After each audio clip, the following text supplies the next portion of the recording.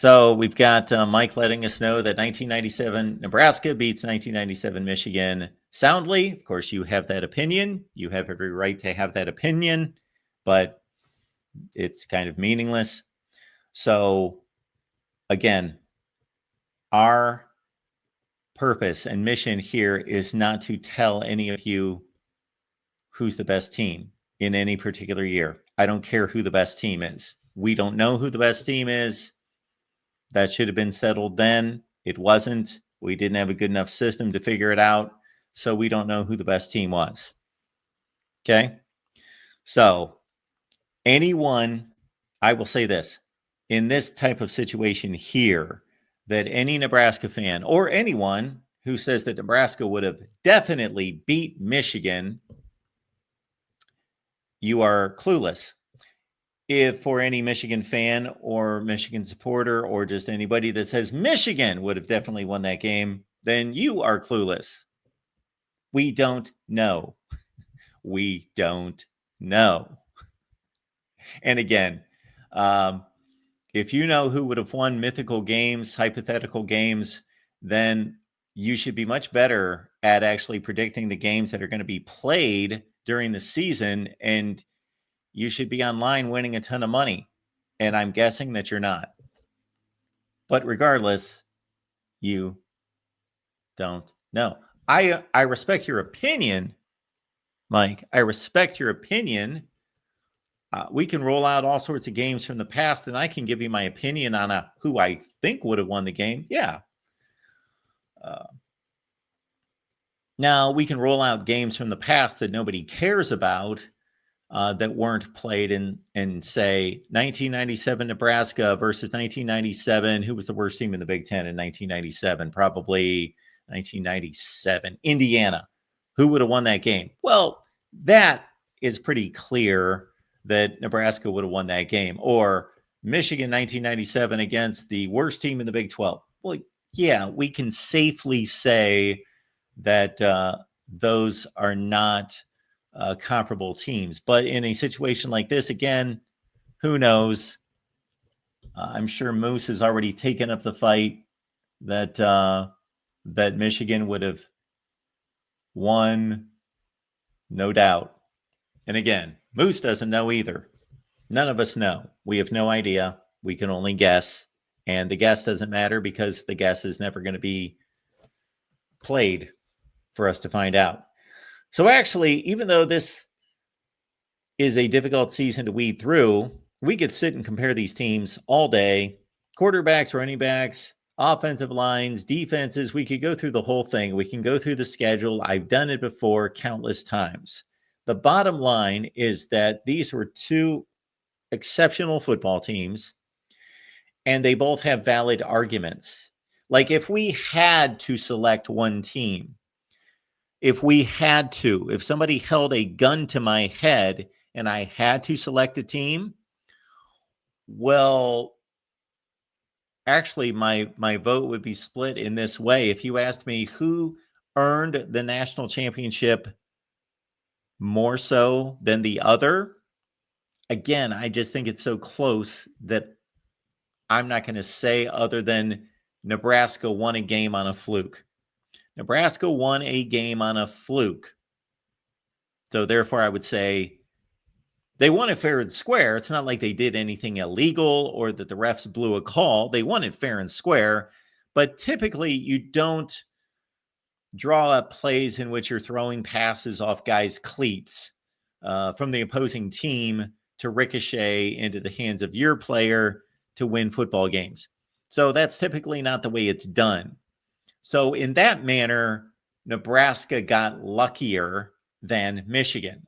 I would think that any Nebraska fan would admit to that on that one game occasion that Nebraska got luckier than Michigan. There's no debating that. It's not even debatable. Okay. So that's the argument. The argument also could go Michigan's way that they played a tougher schedule. It started out to appear to be a tougher schedule. I don't know that in the end. I'm not going to carve through it right now because there's only one conclusion to this. They both won the national championship. Now, on Nebraska's side, are the obvious points that they beat a better team in their postseason appearance. Tennessee, better team, substantially better team than Washington State. And Nebraska drubbed them.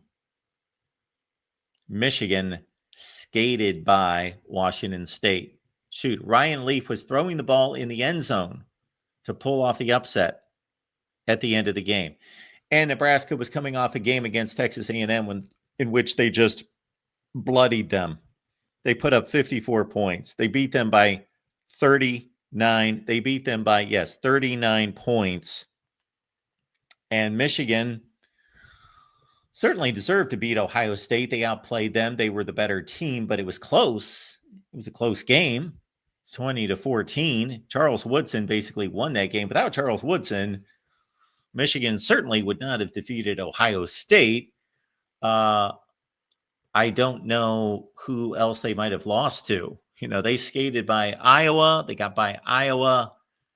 And I'm sure there was another close one or two in there that is not coming to mind. But again, the final deal is that they both went undefeated against exceptional schedules. They played in great conferences, and there is no way to rightly distinguish between the two. So in 1997, according to the Voice of College Football, the national champions are Michigan and Nebraska. Berks, my mission here is not to tell everyone who I think would have won a game. I think that's pointless. I'm not awarding national championships based on who I think would have won a game. That's as illegitimate as can be. I would hope nobody would be watching me if I was saying, you know what, I'm going to go through history and I'm going to tell you who would have won these games. No, I'm not doing that. I don't know who would have won the game. Nobody does. Nobody has a clue. These teams were so evenly matched. Nobody has a clue who would have won a matchup. That's not what I'm here to do. What I'm here to do is to right wrongs in terms of teams that got screwed out of national championships, or teams that got elevated that did not earn the national championship. So in this particular year, now I talked through the argument for each side. So for me, this is the argument. The Nebraska argument, like if somebody held a gun to my head and I had to choose a team, again, I would not be able to say, oh, well, I watched both these teams play a bunch of games that year, as I did, and definitely Michigan would have won or Nebraska would have won. No, but in terms of who earned it more, well, Nebraska had a fluke victory. So that, I think, is the most egregious mark against one of these teams, is that Nebraska basically, they lucked into a win. Now, it wasn't their fault. They didn't cheat. The refs didn't miss a call. I don't know if you're aware of what I'm talking about. Yeah, no, I don't. I was born in 1999. Oh, okay. I'm 25. So this is what happened. This is what happened. You Yeah. should actually, I'm going to give you a shameless plug. You should read my book. Yeah. So Nebraska was playing at Missouri.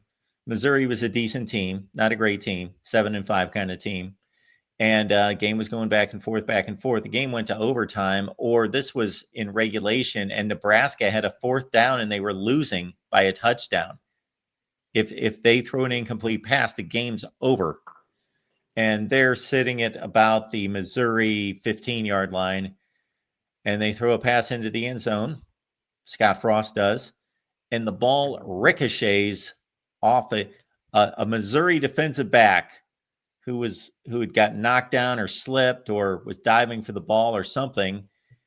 The ball hit his cleat and popped up into the air, and a Nebraska wide receiver caught it to tie the game and send it into overtime. Well, that's not really how we design football plays, is to throw it off a guy's cleat to another dude. So they got lucky.